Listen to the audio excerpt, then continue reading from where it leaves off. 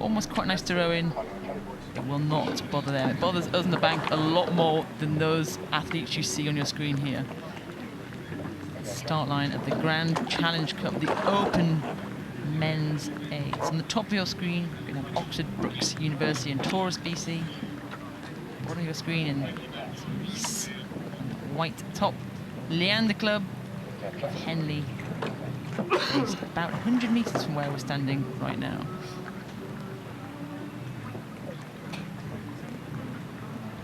I used to like sliding up and down the slide at this moment, just keep the legs moving. Plenty of athletes, as you can see, would just choose to sit still, just take a moment, take some deep breaths, keep the muscles oxygenated. And they're probably quite cold, aren't they? They're not used to this temperature this time of year. I think they probably are quite cold. I think that 7-man in the Leander crew looks a little bit chilly, and I don't blame him. You don't plan for this. It's almost autumnal conditions, I'd say. We're used to this at the head races, where you're wearing a lot more layers and you're a lot more used to it. But bear in mind, here in the UK, where we are, it was about 30 degrees last week. Right now, we've dropped considerably. So cold hands. And the 7th seat there, Daniel Graham keeping himself warm as the roll call begins. Like this. Attention!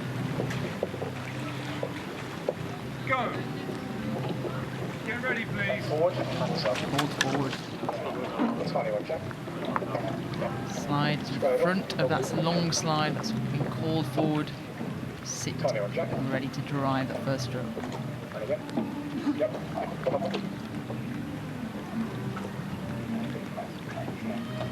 Tiny one, Jack.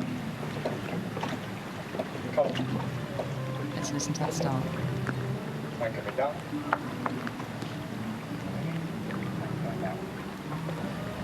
Attention! Go! Press. A long way. Grand Challenge Cup of the blocks. Oxford, Brookes and Taurus. Left-hand side of your screen versus Leander.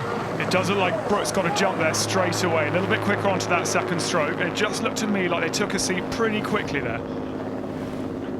This is the biggest, fastest boat you're going to see out here. The Grand Challenge Open Men's 8s. All the time you'll see the international crews in this event, but you're seeing two huge boat clubs going up against each other, and Brookes got a bow ball. Quite close to the buoy line as well, Brookes. Quite level though at this point.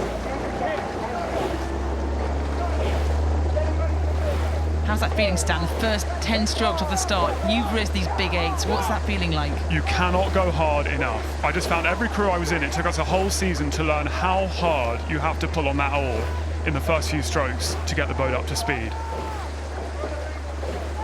It's punchy, it's aggressive, it's 1v1, and they're feeling it now into those first 20, 30 strokes. Yeah, these boats are nearly a ton, and so you just have to give absolutely everything to get it up to speed. It is such a false economy not to do that. And especially these athletes, these elite, mostly full-time athletes, they're fit, and so they're going to want to hold that until maybe at least 500 meters. They're going to be right up there before they think about settling at all. And even when they settle, it's not going to be into something comfortable. It's going to be still really high pace and then just holding on. They're not looking to save some heroic sprint for the end. Are we ever comfortable in a rowing boat? Probably not, no. It's an uncomfortable sport. We're used to being in that pain zone. And right now, they're a minute in. That's when they're feeling it. And Brookes, the form book is with them. They have taken an early lead. It's textbook what Brookes are doing here. You just get up, you just inch away and away and away. You do not settle too much. You don't let them in. Back on Temple Island, Brookes can almost see in the left-hand side of their peripheral vision those pink oars, and they can feel themselves moving away. Can Leander cling on in these opening stages? Looks like Brookes might be slightly overrating Leander as well, and come quite far off the booms as well. The crews, I wouldn't say they're in danger of clashing, but they're not far apart. I'd say they're far from a warning. They have to be told to move back. We don't have a buoy line down the middle of this course, but certainly if you start to veer across, you will get a warning and told to move back. But Brookes just about got one length, an entire boat length on the Pink Palace on Leander Club here. I do like what Brookes are doing. It's quite simple. You might call it quite brutal, but it's really effective. In these big boats, it's all about getting onto the front. You can't do a lot in the second half of the stroke with your arms. You've just got to get hold of something, which isn't always easy because they're big and fast, but that's what Brookes are doing quite well, I think. And a warning there to Brookes. They were told to move across there.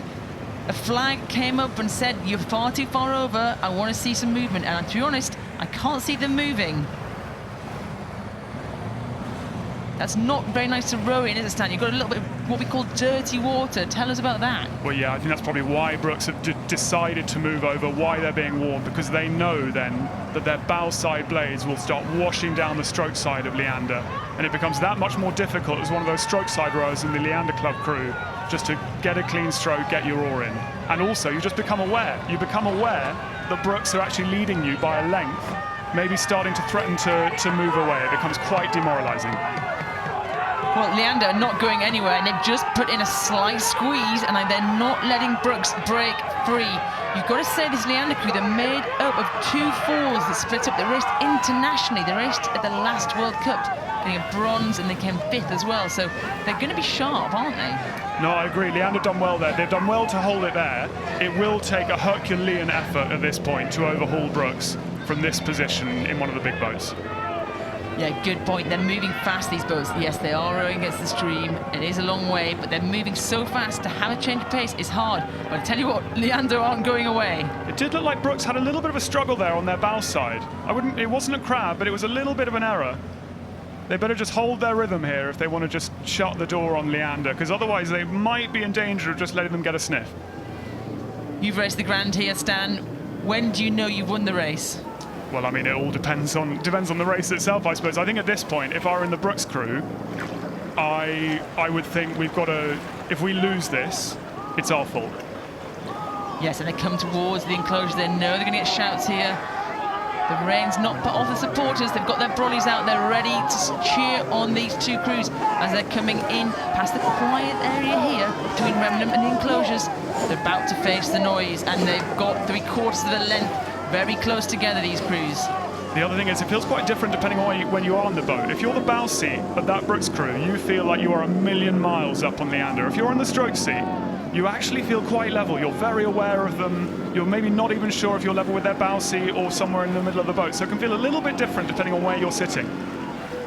You're looking here at 2 of the fastest men's 8s in the entire country, if not entire world, and Leander just put in a push there. It's now or never, Leander, and up they go. Yeah, they're still looking neat, Leander. They're not letting them get away, but it is going to be a big job to overhaul them from this point. Jack Totem there in the coxswain seat had a little look over his shoulder. Where are we? Can we move? But I think it's all Brookes at the moment, and they've made a push too. You can hear the cheers. Those Brookes fans, those Leander fans are willing these boats across the finish line. And Brookes are moving. They've got a length, and now they can breathe. That's a good position to be in. Starting to look a little bit ragged, Brookes, but they've done enough. They've done the right thing.